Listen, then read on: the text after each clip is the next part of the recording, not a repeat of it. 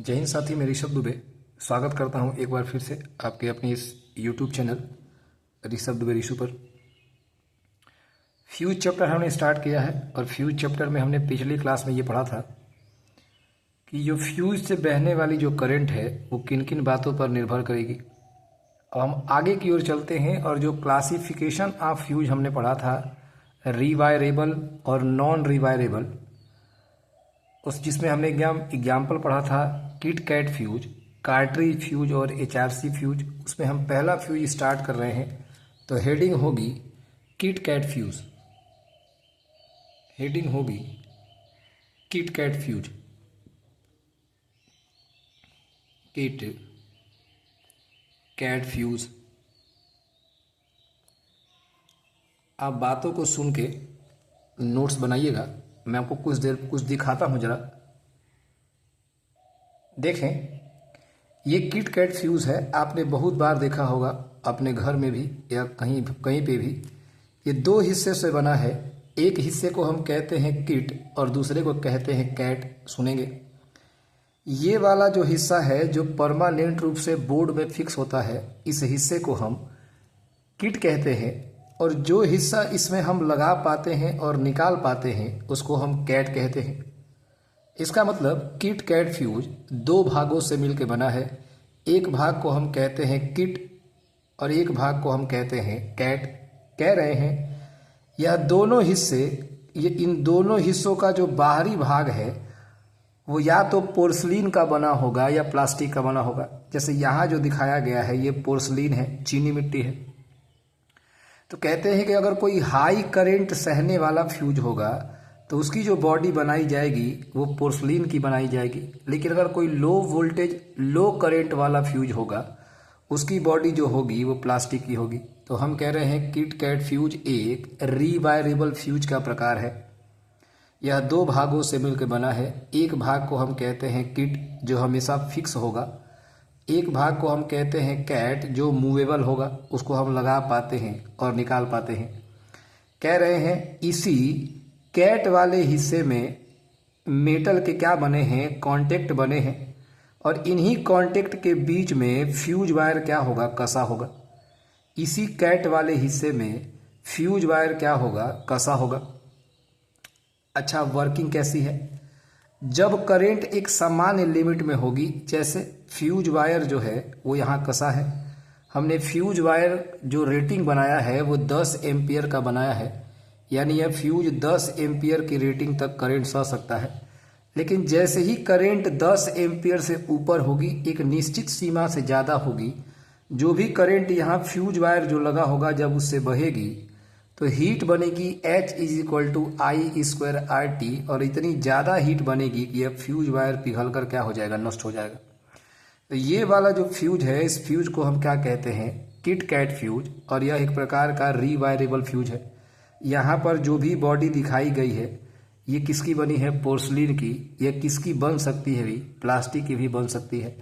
तो ये था किट कैट फ्यूज। तो आप अगर कहीं भी इस फ्यूज को देखेंगे तो कतई इसका नाम बताएं, इसका नाम क्या है, किट कैट फ्यूज। तो चलिए इसको जरा लिखते हैं। हमने कहा पहली बात, किट कैट फ्यूज यह एक रिवायरेबल फ्यूज होता है। तो लिखेंगे पहला पॉइंट, यह एक रिवायरेबल फ्यूज का प्रकार है। रिवायरेबल फ्यूज का प्रकार है। रिवायरेबल फ्यूज का प्रकार है। कितने हिस्से से बना है? कह रहे हैं किट कैट फ्यूज यह दो हिस्सों से मिलकर बना होता है। यह दो हिस्सों से मिलकर बना होता है। कौन कौन? पहले हिस्से को हम कहते हैं किट और दूसरे हिस्से को हम कहते हैं कैट। और डायग्राम में मैंने आपको दिखाया कि जो हिस्सा बोर्ड पर फिक्स होता है परमानेंट रूप से, उस हिस्से को हम कहते हैं किट, और जिसको हम निकाल और लगा पाते हैं उस हिस्से को हम कहते हैं कैट। कह रहे हैं फ्यूज का वह हिस्सा फ्यूज का वह हिस्सा जो सदैव स्थिर रहता है, जो सदैव स्थिर रहता है, वह कीट कहलाता है। कीट कहलाता है। जबकि फ्यूज का वह हिस्सा, जबकि फ्यूज का वह हिस्सा जो मूवेबल होता है, गतिमान होता है, जिसको हम लगा और निकाल पाते हैं, जो मूवेबल होता है, कैट कहलाता है। इतनी बात बड़ी आसान है।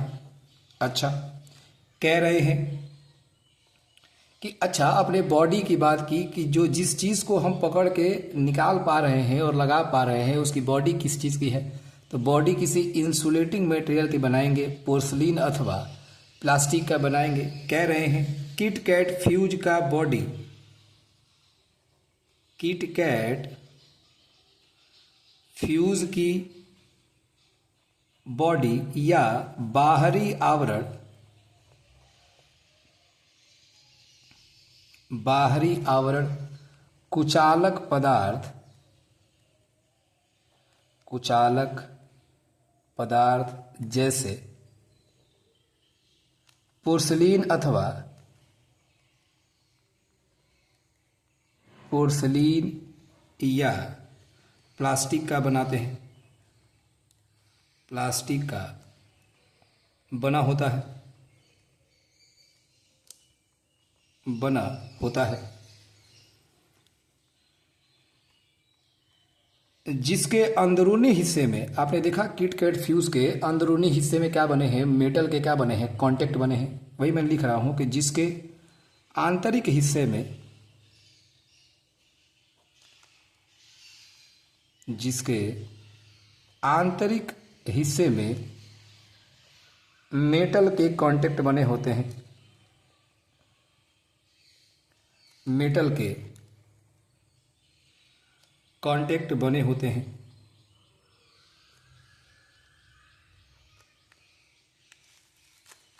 कैट वाले हिस्से के,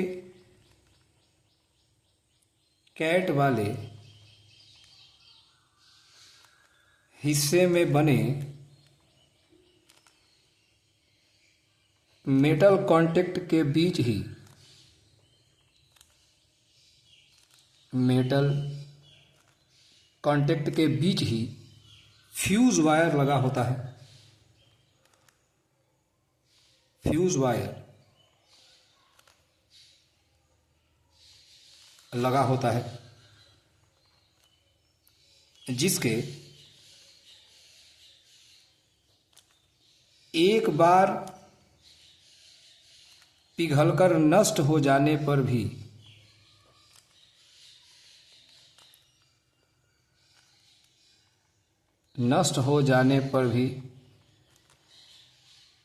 एक नए वायर के द्वारा बदला जा सकता है, एक नए वायर के द्वारा बदला जा सकता है। इतनी बात समझते हैं। ये सारी की बातें कंस्ट्रक्शन में लिखी जाएंगी। क्या है किट कैट फ्यूज? मैंने आपको दिखाया किट में, कैट फ्यूज में दो हिस्से हैं। एक हिस्से को हम कहते हैं किट, एक हिस्से को हम कहते हैं कैट। किट वाला हिस्सा वो होगा जो बोर्ड पर फिक्स होगा, जबकि कैट वाला हिस्सा वो होगा जिसको हम लगा पाएंगे और निकाल पाएंगे। तो हमने कहा कि यह एक, पहले बात कि यह एक रिवायरेबल फ्यूज का क्या है, प्रकार है। दो हिस्सों से मिलकर बना है। एक हिस्से को किट कहेंगे, दूसरे हिस्से को हम कैट कहते हैं। फ्यूज का वह हिस्सा जो सदैव स्थिर होगा, उसमें कोई गति नहीं होगी, वो हमेशा बोर्ड पर फिक्स होगा, उस हिस्से को हम किट कहते हैं। जबकि वह हिस्सा जिसको हम निकाल पाते हैं, लगा पाते हैं, यानी जो मूवेबल होता है, उसको हम कैट कहते हैं। अब आपने देखा कि जो उनकी बॉडी है, जो उनका बाहरी आवरण है, वो हमने किसका बनाया है? डायग्राम में जो दिखा वो तो पोर्सलिन था। प्लास्टिक का भी हो सकता है, क्योंकि आपके घर में जो बोर्ड लगा होगा उसमें जो फ्यूज लगा है उसकी बॉडी प्लास्टिक की बनी है, लेकिन जहाँ पर एमसीबी लगी होगी और एनर्जी मीटर लगा होगा वहाँ पर जो फ्यूज लगा है उसकी बॉडी पोर्सलिन की बनी है। दोनों फ्यूज आपने आप घर में देख सकते हैं। मैंने लिखा किट कैट फ्यूज की जो बॉडी है या जो बाहरी आवरण है वो कुचालक पदार्थ जैसे पोर्सलिन या प्लास्टिक का बना होता है ताकि आपको झटका न लगे, जिसके आंतरिक हिस्से में मेटल के कॉन्टेक्ट बने होते हैं।